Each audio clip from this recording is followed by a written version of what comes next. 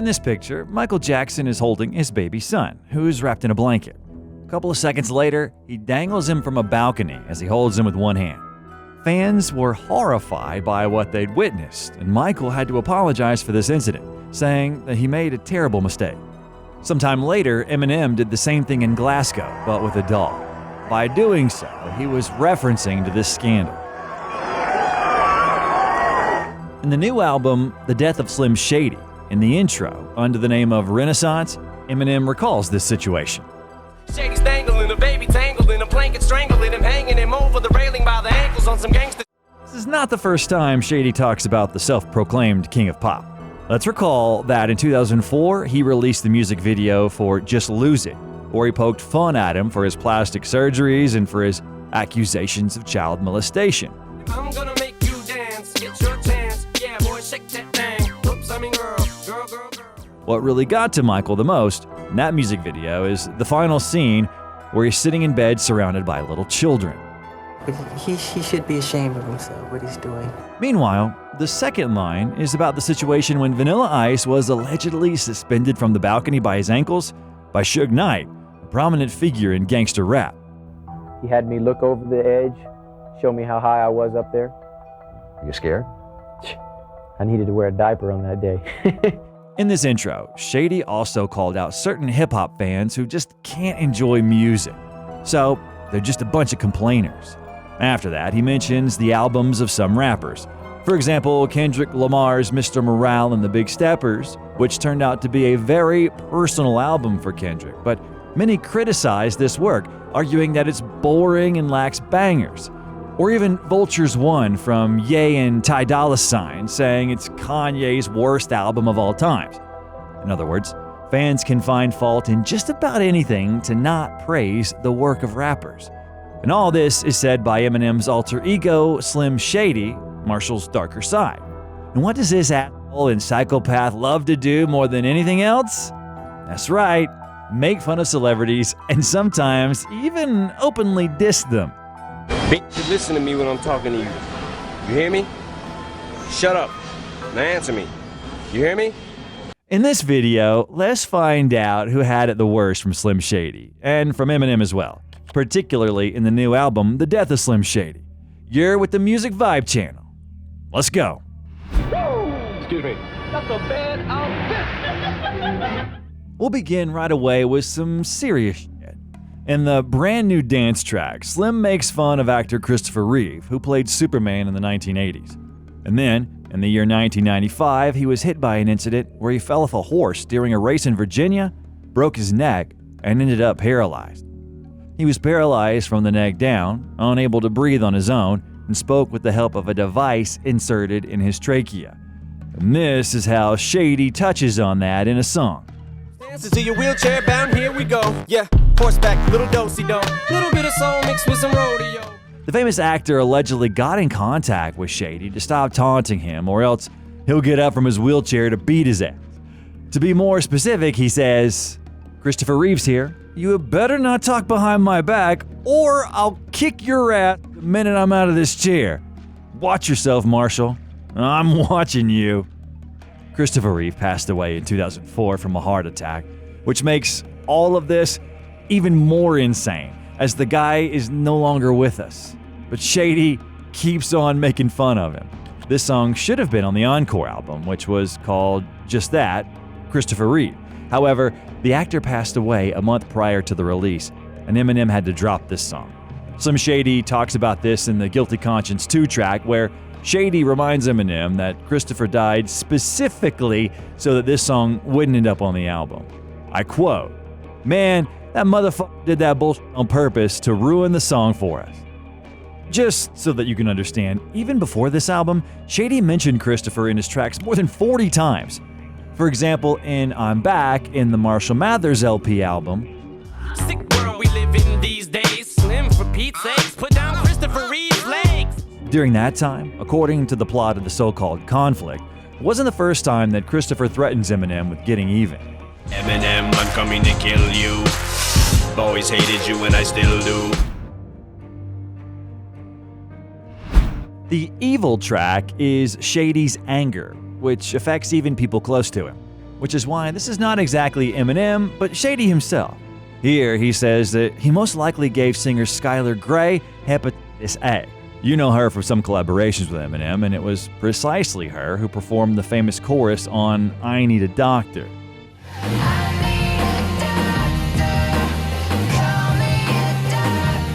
At some point, he was even angry at his mentor, Dr. Dre, that he actually slapped him. And I've had a bad day, I just slapped Dre. Do not tell me what I can't say. Why? That's gay. Oh, and as usual, he mentions his mother.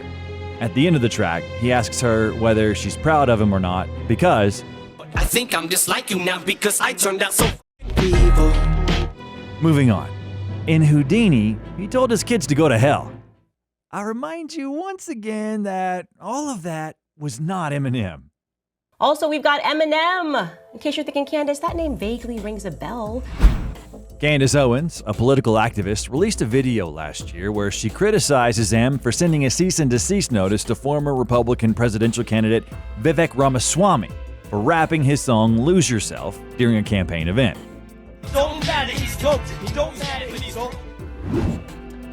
I honestly can't show you anything else for the rest of the day that could be more harmless than that. A couple of kids around him recording, he's trying to get out, get the youth vote by showing, actually, I love Eminem's music too. But this really shook Eminem to his core.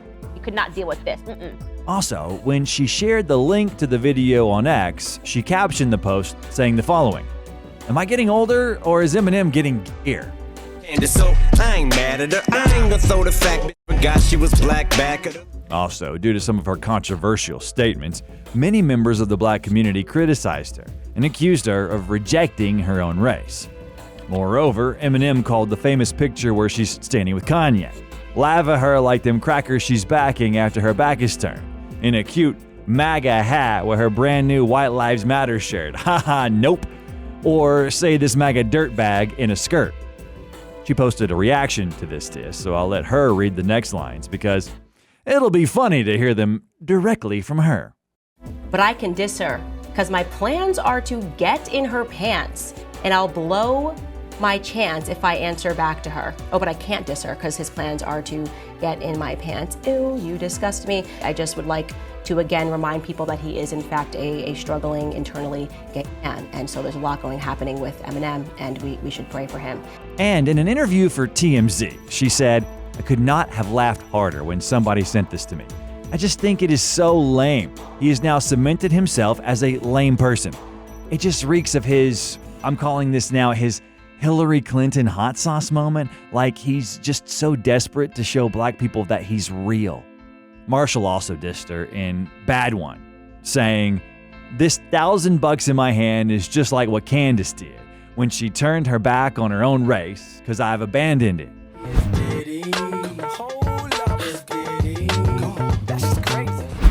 Diddy is not living his life right now. Instead, he's going through a literal nightmare. There are a bunch of lawsuits against him in which he's being accused of sex trafficking, amongst many other terrible things. The FBI raided his houses and seemed like it couldn't get any worse.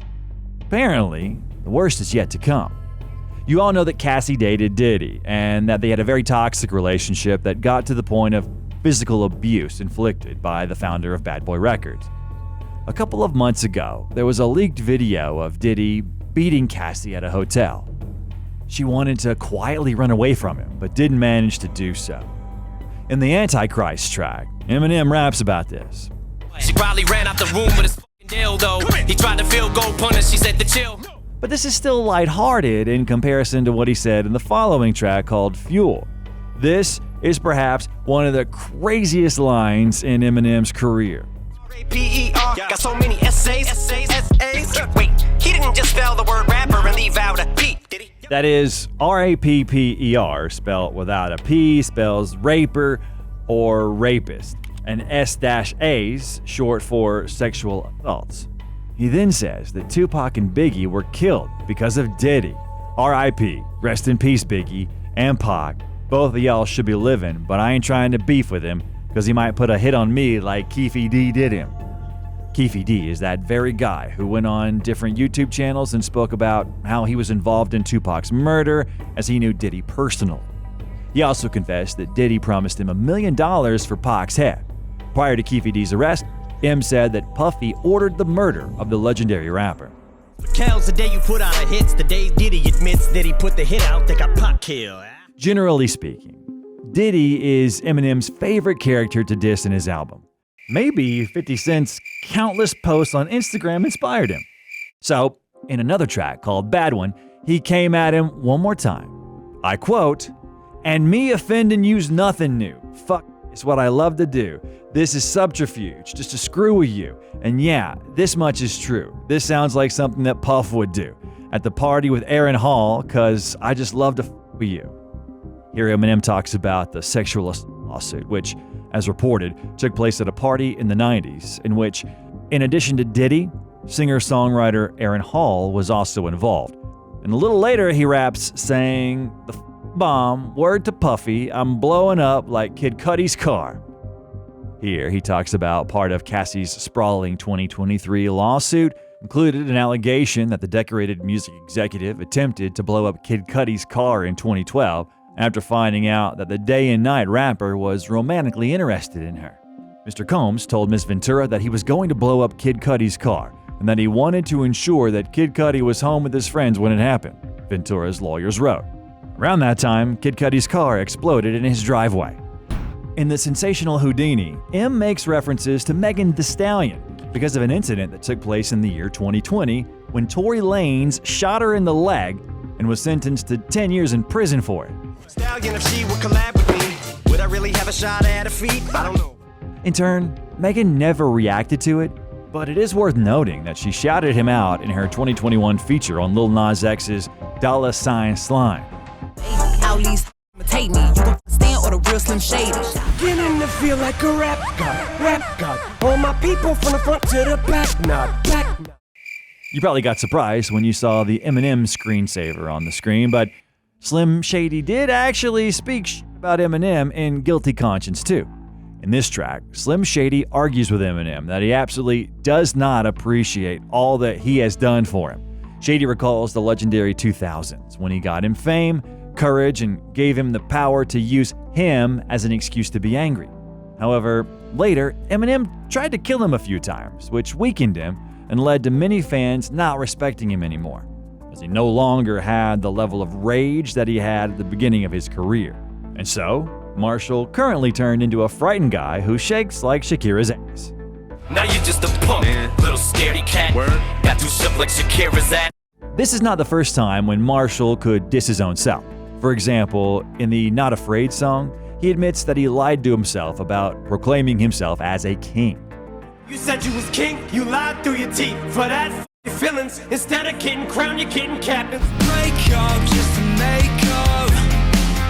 You're gone when I wake. The beef with Machine Gun Kelly after Killshot was never ending, and we talked about it a year ago. In Bad One, Eminem says yet again that he buried MGK. I bodied him twice and already that little motherfucker's back throwing subs like a food fight at the deli. Yep. Here, Marshall also responds to MGK's statements, who in turn claims that it was him who won in this battle, stating that Killshot was leg shot. Killshot was a leg shot. Rap Devil, we're talking about facts. You want to talk about man buns? Or you called me a mumble rapper? Oh my yeah, that was like, stupid. Can we just pour some out for this old dumb? I can't even. on the floor. Jesus. Yeah, this was already all the way back in 2018. However, a month ago, he once again spoke out about it when the popular reactor Screwface Gene recalled him in a beef while watching the music video for BMXXing, saying that M won, but he noted that MGK was good in the confrontation, for which he deserves respect. And the Cleveland rapper responded saying he did not win. Well, did he win? Let us know in the comments. Rats in the front room, roaches in the back, junkies in the alley with the baseball bat. Melle Mel is the rapper who inspired Eminem in his youth. However, it all went down the drain in 2023 when the legendary old schooler went on a YouTube interview with the Art of Dialogue channel. In the interview, he touched upon Eminem's number 5 placement on Billboard's Best Rappers of All Time list, and the hip-hop legend said that he isn't doubting Eminem's skills on the mic, but he does feel that he wouldn't be ranked as high as he is if it wasn't for the color of his skin. Obviously, he's a capable rapper. If you was talking about sales, he sold more than everybody. If you're talking about rhyme style, okay, he got a rhyme style. But he's white. So now if Eminem was just another nigga, all the rest of us, would he be top 5 on that list when a nigga that can rhyme just as good as him is 35? A few months later, Eminem responded to these remarks in the song Realist. He was not surprised by these remarks, but he defeated Mel's words, saying that he cannot be placed in first place because he's white. And at the end of the track, he addressed Mel directly. The toy with a juice head whose brain is like half destroyed, like a meteor hit it. Well, then with Melle Mel, we lost his asteroid scam. 4 days later, Mel released a short diss track against M under the name of Kickback. The top 5 is cap. You the piss that's on the floor in the elevator of rap. The diss track only sparked laughter from the side of hip-hop fans, which is why he then had to apologize and address the public, saying, "I acknowledge that my perspective was ill-conceived and I am prepared to take ownership of this oversight. It has become evident that Eminem's dedicated and passionate fan base stands unwaveringly by his side, which is a testament to their genuine admiration and loyalty, a truly commendable aspect. From the onset, I have consistently recognized Eminem's exceptional powers as an MC, without reservation. My unfortunate choice of words, suggesting that his success is solely attributed to the color of his skin, was in no way reflective of my genuine beliefs. It was an attempt, albeit misguided, to engage competitively within the MC sphere. It is important to acknowledge that the dynamics of hip-hop have evolved over distinct eras, and it is inevitable that not everyone will resonate with my perspective, just as I may not fully comprehend others." There was a clip, I think, from a TV show where you said you could easily beat Eminem in a battle. Easy. It would be the easiest thing I ever did. Even despite these apologies, Eminem did not regret that he responded to Mel because he considers himself a legend just like him. They tell me I should just let the shit go and slide. Melle Mel shouldn't get no reply. That man is a legend, so am I. I also want to point out the controversial reference to Kurt Cobain. Not to say that it is directly a diss, but it is worth noting, as it is not the first time he mentioned him in his work.